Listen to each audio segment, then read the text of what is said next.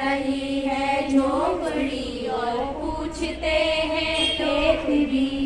कब तक लुटते रहेंगे लोग मेरे गांव के, कब तक लुटते रहेंगे लोग मेरे गांव के।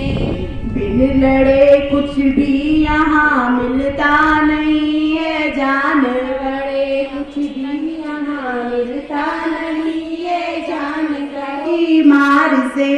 हर रुकावट चीखती है ठोकरों की मार से। और आप पॉलिटिक्स बात कर रहे हैं, अगर आप हमको सुविधा नहीं दे पा रहे तो हम हाथ जोड़ के अनुरोध करते हैं कि यहाँ वोट हमारे घरों में वोट मांगने भी मत आना। साफ सही बात, हमारे घरों में वोट मांगने भी मत आना। हम किसी को वोट नहीं देंगे। अगर कोई हमारे वोट देंगे, वो जीत रहे हैं, उसके बाद बस हो गया, जीत रहे हैं, उसके बाद वो उसकी खड़ी नहीं दिखा रहे हैं अपनी। भाई हमें यही नहीं पता चल रहा कि हमारा विधायक कौन है, हमारा मुख्यमंत्री कब चेंज हो जा रहा है, पता ही नहीं चल रहा है। ये चेंज ही करते रहेंगे तो हम कब मतलब हमारा विकास कब होगा कि है। यहाँ राजधानी चाहिए इनको, राजधानी राजधानी राजधानी कर रहे हैं। अरे जब सुविधा आएंगी तभी तो राजधानी ढंग से बन पाएगी, तभी तो रोडों का विकास होगा, हॉस्पिटलों का विकास होगा, कॉलेजों का विकास होगा। कॉलेज जिंदाबाद, नारी शक्ति जिंदाबाद, होश में तुमको आना होगा, वरना वापस जाना होगा। डॉक्टर बनाए और जब तक हमारी मांगे पूरी नहीं हुई तब तक हम यहाँ अनशन में बैठ जाएंगे। और एक बेसिक जो सुविधा होती है वो तक नहीं मिल पाती है। अगर किसी के हाथ में फ्रैक्चर हो गया तो उसके एक पट्टी बांधने तक की सुविधा हमारे गैरसैंण में नहीं है। अगर कोई महिलाएं प्रेग्नेंट हैं उनके लिए जो अल्ट्रासाउंड की सुविधाएं नहीं है। नहीं आया है, लेकिन हमारे यूट्यूबर भाई वीरेंद्र जी, मीनू भाई यहाँ पर नियमित अपना समय देते हैं। आपके लिए भी कोटि कोटि धन्यवाद कि आप अपने चैनल के माध्यम से इस कार्मिक अनशन को नियमित सोशल मीडिया पर डाल रहे हैं, इसके लिए आपका भी धन्यवाद।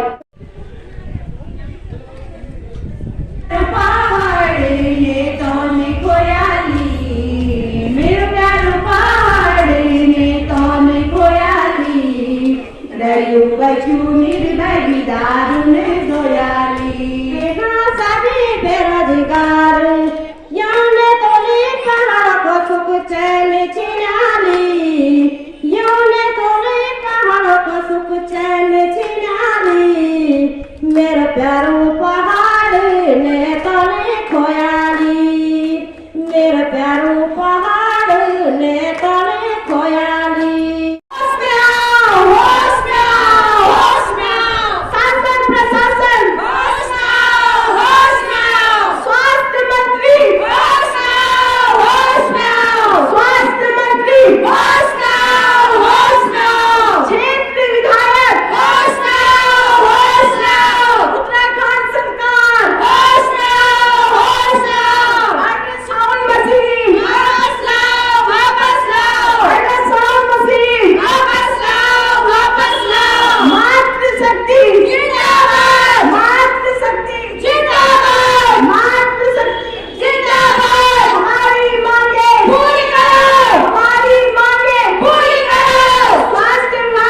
नमस्कार दोस्तों, मैं आपका दोस्त वीरेंद्र रावत और आप देख रहे हो सुपर वीडियो ब्लॉग। तो दोस्तों यहाँ पे महिला मंगल दल आई हुई है ग्राम सिलंगी की, यानी कि हमारे गांव की महिला मंगल दल यहाँ पे आई हुई है।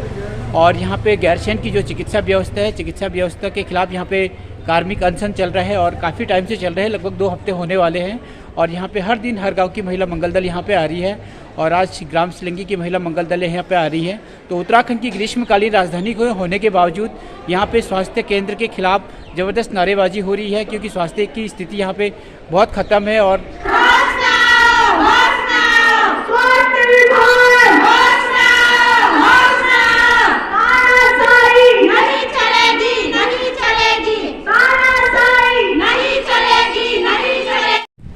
सभी का इस क्रमिक आंदोलन अनशन में स्वागत है। ये एक बहुत ही संवेदनशील मामला है। विगत वर्षों से हमारे जो गैरसैंण क्षेत्र है उसके जो सामुदायिक स्वास्थ्य केंद्र गैरसैंण में किसी प्रकार की कोई सुविधाएं नहीं आई है। जब भी कोई समस्या हमारे कोई दुर्घटना होती है या कोई बीमारी किसी को हो जाती है, तो यहाँ पे जो एक बेसिक जो सुविधा होती है वो तक नहीं मिल पाती है। अगर किसी के हाथ में फ्रैक्चर हो गया तो उसके एक पट्टी बांधने तक की सुविधा हमारे गैरसैंण में नहीं है। अगर कोई महिलाएं प्रेग्नेंट हैं उनके लिए जो अल्ट्रासाउंड की सुविधाएं नहीं हैं। अगर उन्हें डिलीवरी के टाइम पे कोई ज़्यादा प्रॉब्लम हो गई, कॉम्प्लेक्स प्रॉब्लम हो गई, तो भी उन्हें कोई सुविधा नहीं मिलती है। उन्हें कहा जाता है कि आप करण प्रयाग चले जाओ, श्रीनगर चले जाओ, जबकि हमारे यहाँ की जो जनता है वो बहुत परेशान होती है हर बार इस मुद्दे को लेकर। जहाँ एक और बात होती है कि हमारे गैरसैंण में ग्रीष्मकालीन राजधानी बनाई जाए, लेकिन यहाँ एक मामूली सुविधा ही नहीं है, जो कि बहुत ज़्यादा इम्पोर्टेंट है। जो सुविधा, स्वास्थ्य सुविधा, उसको लेकर कोई भी कभी भी कोई मुद्दा नहीं उठा है। हमारे नेता हमेशा जब भी वोट उन्हें चाहिए होता है वो सीधे आ जाते हैं और हाथ जोड़ते हैं कि हम आपकी सारी सुविधाओं को पूरा करेंगे, लेकिन उन्होंने इस स्वास्थ्य के लिए कभी कुछ किया ही नहीं है। अगर हम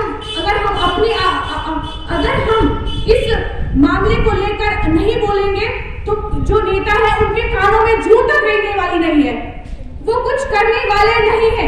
इसलिए मेरा सभी से निवेदन है कि आप आए और इस मुद्दे को लेकर जोरों शोरों से बात करें। धन्यवाद।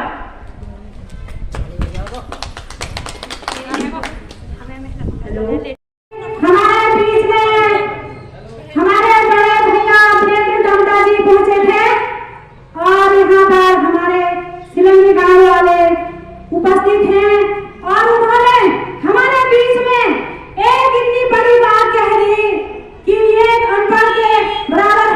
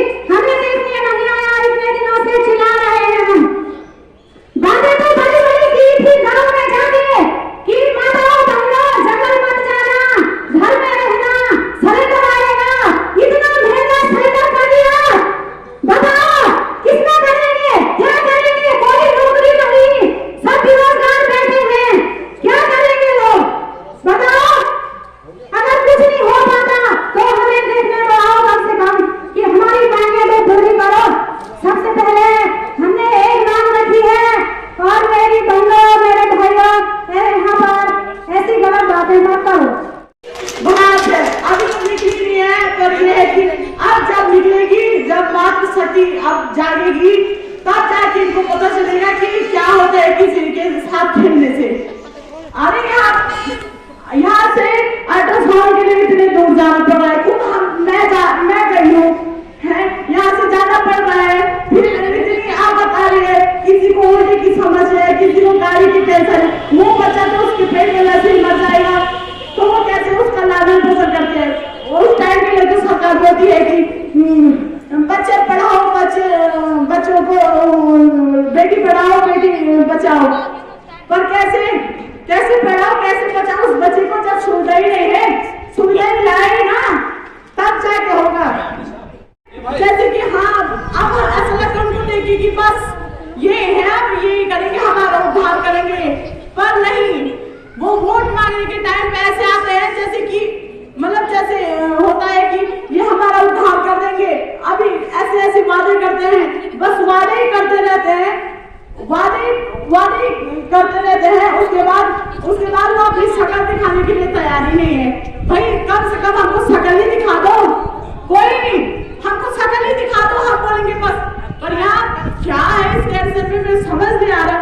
बीजेपी और कांग्रेस, अब बीजेपी और कांग्रेस, बीजेपी कांग्रेस से नहीं चलता है भाई हर चीज। क्या है बीजेपी कांग्रेस? आम जनता इतनी परेशान है, उसकी परेशानियों को देखो, बस वोट मांगने के लिए हम बस नारेबाजी करो तब आओ यहाँ बस। आपकी बात पहले डॉक्टर, उसके बाद वोट मांगना। और आपकी बात सही बात, महिलाओं का कहना है कि आपकी बात पहले डॉक्टर या तो सुविधा, जो हमको सुविधा दिलाएगा उसी को वोट जाएगा।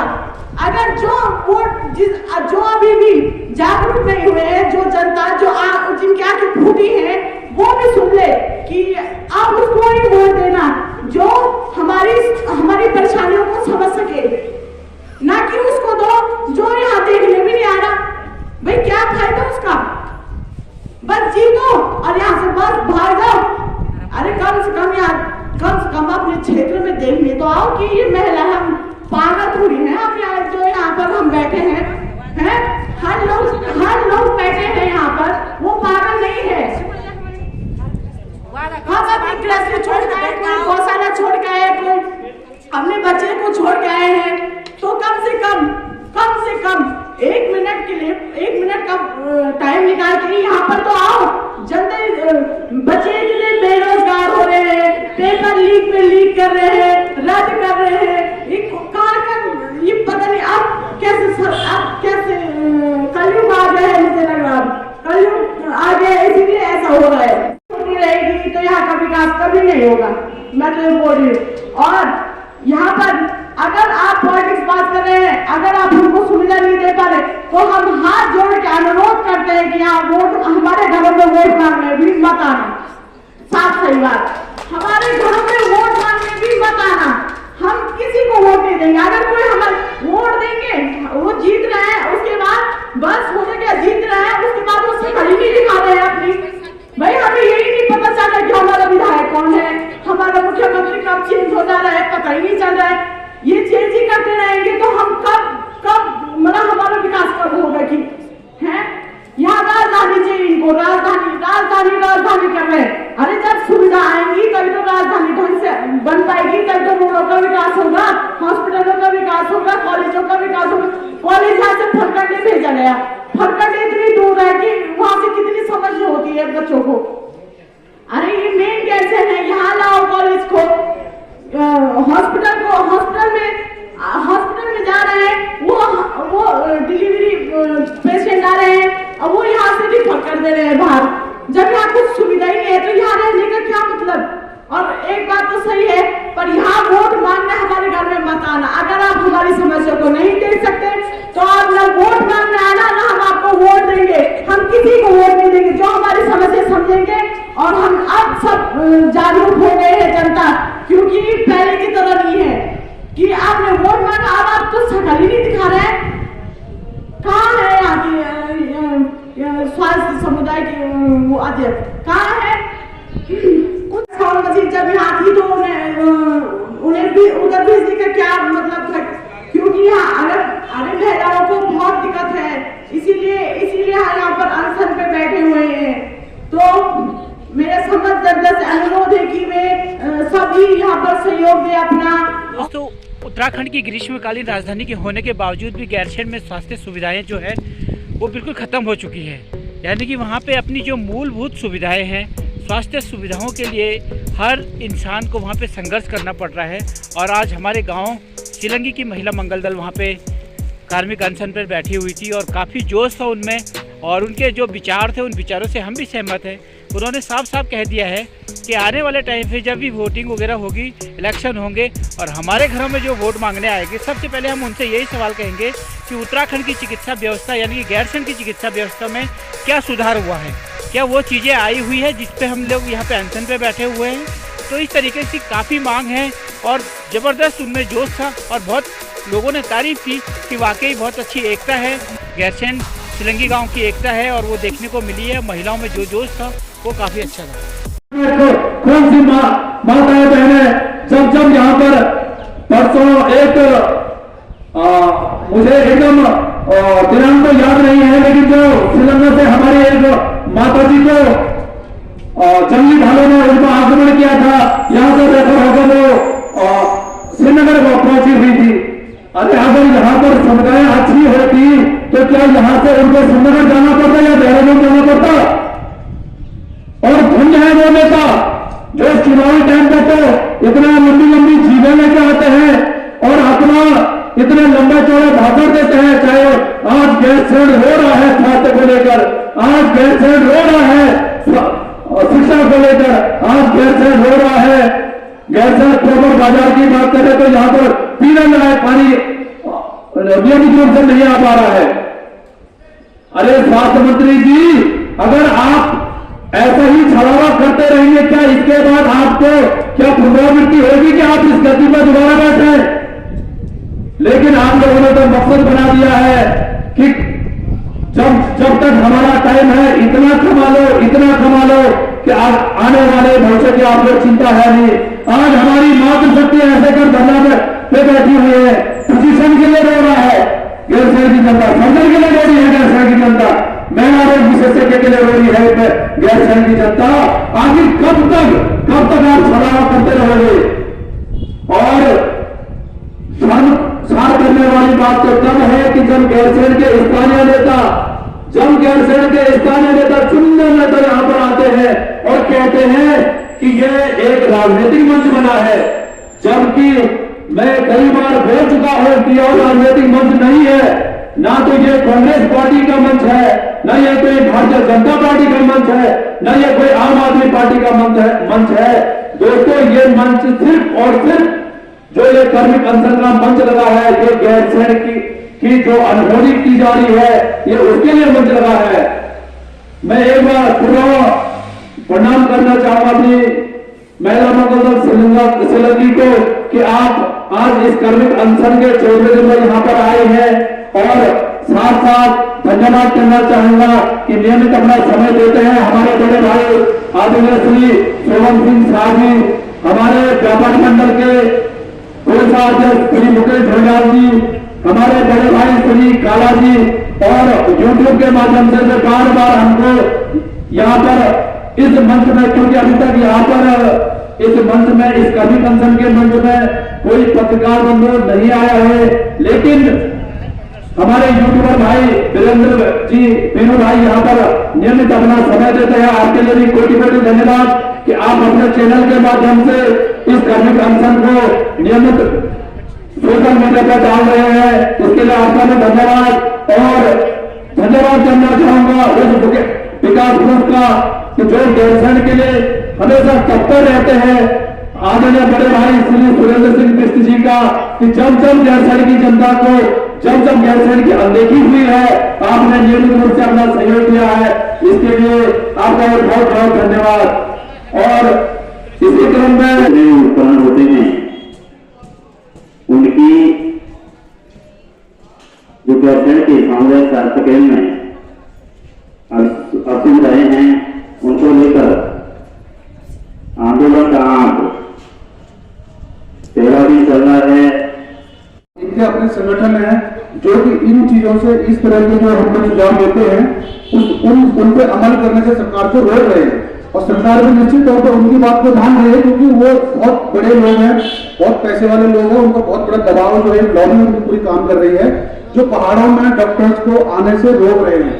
क्योंकि जितने भी ये अस्पताल इन्होंने बनाए, क्योंकि जो अस्पताल में वो भी जो धन्ना सेठ है उनका अस्पताल है, वो नहीं चाहते कि उनका व्यवसाय जो तराई क्षेत्र में वो खत्म हो, क्योंकि जब अच्छे डॉक्टर यहाँ पर आ जाएंगे, अच्छे हॉस्पिटल यहाँ पर बन जाएंगे, तो यहाँ का जो भी निवासी होगा वो नीचे नहीं जाएगा, है ना, नीचे इलाज करने नहीं जाएगा, तो निश्चित तौर पर उनका काम जो है वहां पर प्रभावित होगा। तो इसी कारण से बहुत बड़ा एक इनका जो है एक गैंग हम कह सकते हैं वो इसमें सक्रिय है।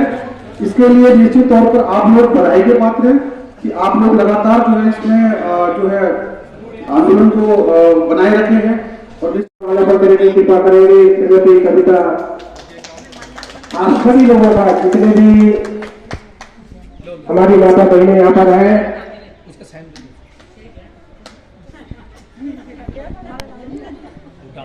सभी महिला मंडल के माता बहनों को आप माला करने की कृपा करेंगे।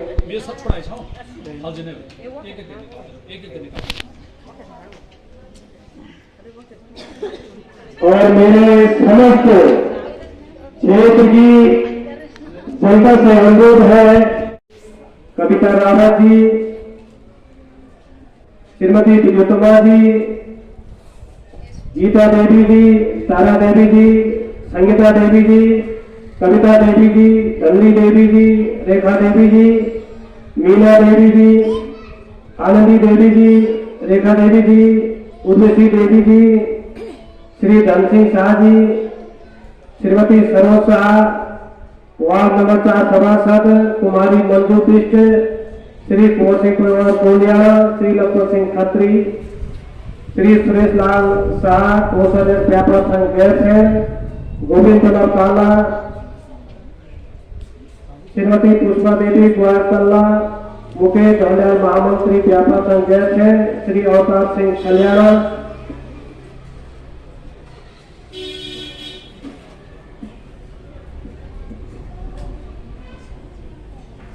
श्रीमती रश्मि देवी, श्रीमती उषा देवी, श्रीमती शीला देवी, श्रीमती पुष्पा देवी, श्रीमती कमला देवी, श्रीमती मीना देवी, श्रीमती कमला देवी, श्रीमती सोवारी देवी, कुंवर सिंह रावत सभासद वार्ड नंबर 1, श्री मदन सिंह भंडारी ग्राम खिनसर मैपुरी, श्री बलवंत सिंह पवार डांगीधार राज्य आंदोलनकारी, श्रीमती सरस्वती देवी और श्रीमती प्रीति देवी, सभी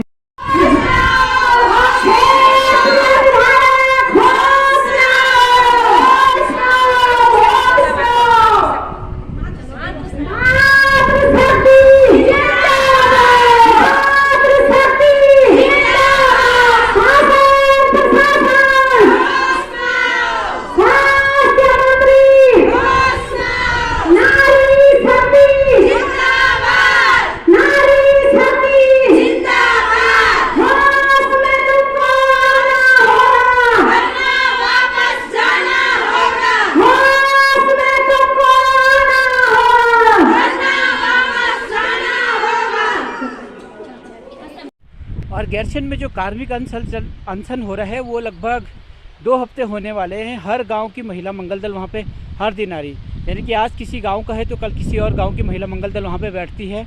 और कार्मिक अनशन का जो टाइमिंग है वो है दिन के 11 बजे से लेके 2 बजे तक कार्मिक अनशन चल रहा है और ये आगे आने वाले टाइम पे बहुत बड़ा रूप ले सकता है। तो सरकार को इस पर विचार करना चाहिए, शासन प्रशासन को विचार करना चाहिए। और मेन बात तो यह है कि यहाँ के जो क्षेत्रीय विधायक है वो तक आज तक वहाँ महिलाओं का जो अनशन चल रहा है, कार्मिक अनशन, वहाँ तक नहीं पहुँच पाए। तो हद की बात है, अगर छोटे मोटे फंक्शन होते हैं तो वहाँ पे ज़रूर पहुँच जाते हैं, लेकिन यहाँ पे महिलाओं का दर्द समझने को कोई तैयार नहीं है। कौन समझेगा इन महिलाओं के दर्द को? क्या इसमें भी राजनीति की जाएगी? और दोस्तों, अगर आपको वीडियो अच्छी लगती हो तो प्लीज़ लाइक कीजिएगा, शेयर कीजिएगा और सब्सक्राइब कीजिएगा। इंतज़ार कीजिएगा मेरी अगली वीडियो का। तब तक के लिए नमस्कार, जय हिंद, जय भारत, जय उत्तराखंड।